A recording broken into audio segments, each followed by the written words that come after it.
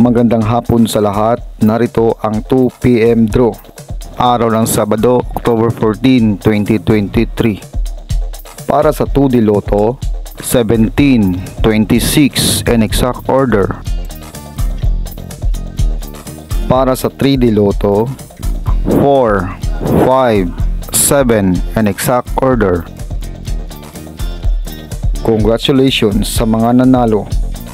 Mag-like, subscribe para updated kayo sa mga susunod na draw. Maraming salamat at magandang hapon.